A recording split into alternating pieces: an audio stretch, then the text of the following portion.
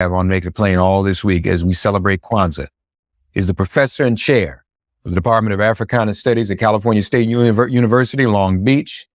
He is the chair of the organization US, International Association of Kawaida Organizations, executive director of the African American Cultural Center and the Kawaida Institute of Pan-African Studies, co-chair of the Black Community Clergy and Labor Alliance, the BCCLA, the author of the following essays on struggle, position, and analysis, Kawaida in Questions of Life and Struggle, Ma'at, the Moral Ideal in Ancient Egypt, a study in classical African ethics, author of the Introduction to Black Studies in the 4th edition now, the Husia, Sacred Wisdom of Ancient Egypt, Oduifu, the Ethical Teachings, and he's working on another major publication, a major work on the social and ethical philosophy of our dear ancestor Malcolm X, entitled The Liberation Ethics of Malcolm X, Critical Consciousness, Moral Grounding, and Transformative Struggle. He is the recipient of numerous awards given to him by the National Council for Black Studies. This is no small thing. We've seen the struggle in recent years, the assault on our education and our right to teach Black studies and for young people to learn it. But he has been awarded, as he continues in that struggle, awarded with the Paul Robeson Zora Neale Hurston Award for Scholarly Work of African World Culture and the CLR James Award for Outstanding Publication of Scholarly Works that advance the discipline of Africana and Black Studies, and the Presidential Award for Exemplary Service and Outstanding Contribution to the field of Black Studies. And he's also the author of the definitive work by Dr. Molefi Asante himself entitled Maulana Karenga, an Intellectual Portrait. But he is here this week as the creator of the Pan-African culture holiday celebrated by millions around the world, Kwanzaa, and the Nguzo Saba, the 7 principles. That's what Nguzo Saba means. And he's also authored the authoritative text entitled Kwanzaa, a celebration of family, community, and culture. We say, what's the news, Habari Gani, on this day of Ujamaa. Ujamaa, which means cooperative economics. It means to build and maintain our own stores, our own shops, and other businesses, and to profit from them together. Other folk do it, we can too. And so we say once again to Dr. Karenga on this day of 4th day of Kwanzaa, Habari Gani, Dr. Karenga, welcome back. Ujamaa, Reverend Maximilian, thank you for the invitation. I'm always honored to come and share with you and your audience these beautiful principles that have been embraced by millions of Africans all over the world, throughout the world African community. One quick note, you said that I authored the book on me, but you meant Molefi Asante, Dr. Molefi Asante authored the book on Maulana Karenga, an Intellectual Portrait. All right. So the 4th principle, Ujamaa, cooperative economic, my book says, and I say all the time, is to build and maintain our own stores, shops, and other businesses, and to profit from them together. This is the compelling call to practice the principle of shared work and shared wealth in the world. Think about that, shared work and shared wealth in the world. It begins with a call to build and maintain economic institutions, and by extension, engage in economic practices that address our needs and aspirations and represent our best values, Black people, our best values. And certainly the central value here are cooperation for common good and the collective sharing of that good. Again, the central values here are cooperation for common good and the collective sharing of that good. Now, the model which Kwanzaa raises and then Nguzo Saba teaches in this principle is the harvest, right? And in the whole of 7 principles, this is the harvest becomes the model and message. To harvest good, we plan together and then plant together the promising fields of our life and future together. We cultivate them together with love and care. We harvest them together with hope and anticipation of abundance. We joyfully share the good we have created, and we conscientiously set aside seeds of good for the future. That's the harvest, right? We plant together, we cultivate together, we harvest together, we share together, and yet we think of the future, setting aside seeds of good for the future.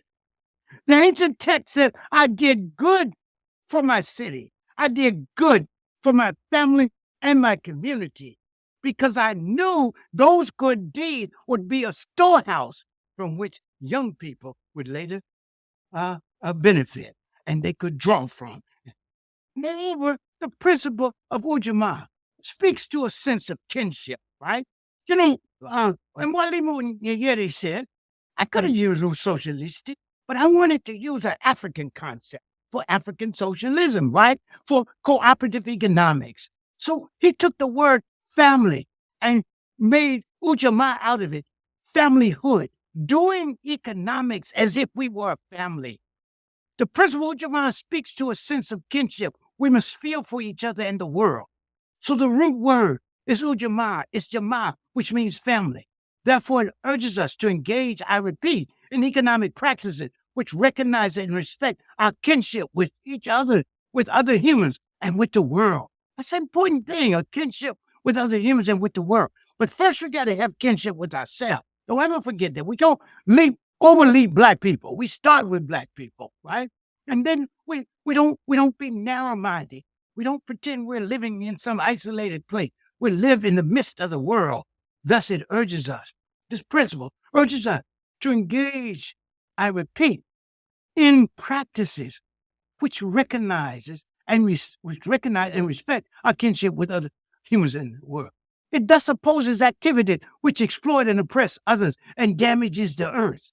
Furthermore, as a cooperative pursuit of common good, Ujamaa is profoundly concerned with an egalitarian distribution of wealth and good in the world, and with care for the poor and the vulnerable. The sacred texts of ancient Egypt, the Hosea, teaches us that, quote, we are given wealth so that we can do good with it, end quote. And the Odu Ifa, the sacred text of the Yoruba land, teaches us that, quote, anyone who cultivates the disposition for doing good, especially for the needy, this person in particular will never lack happiness. Thus, ethical understanding of our historical moral texts and the awesome insights of our honored ancestors urge us beyond the crass consumerism of the marketplace, the isolated individualism, and the market-driven madness of acquisitiveness, vulgar individualism, and posing as a substitute for actual and longed-for freedom. Sometimes people say, I feel bad, I'm going to go buy me something. That's a fake relief, right? We're not free because we can buy. We're free to buy because that's the way the market-driven society is set up, right?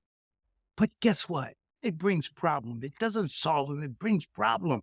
We have to build a context of shared work and shared wealth. So instead, we are informed by the ethical teachings of the ancestors that we're to find meaning in our lives by searching after ma'at, seeking to do good in the world, speaking truth, doing justice, opposing injustice, caring for the vulnerable, and being responsible to and responsible for each other and the world. And thus, in the sacred text of ancient Egypt, Hara says that I was a refuge for the poor, a raft for the drowning, a ladder for those trapped in the pit of despair. I was a shade for the orphan, a helper for the widow. He said, one was always able to call on me. I'm one who speaks for the wretched, an assister in fortune, and aids the oppressed by excellent service and deeds. And he finally said, I gave food to the hungry, clothes to the naked. And I'm one who removes pain and suppresses wrongdoing, and who sustains the aged and eliminates the need of the have-nots. And then he concludes, said, my reward for this is being remembered for my virtue forever and ever. That is to say, for the good I've done and attempted in the world. That is what we struggle for, a world where everyone can share good, where everybody has a right and access to a life of dignity and decency, food, clothing, pure water, right? Can you imagine that's pure water, health, housing, education, and even recreation, and the right to organize our labor, right? And a right to rightful treatment on the job and in separation, and the right to participate in any economic initiative we want, and the ability to do so. And so we talk about a new way of reimagining how we do economics with Ujamaa. But at the heart of it, this fundamental principle, shared work and shared wealth for all the shared goods in the world.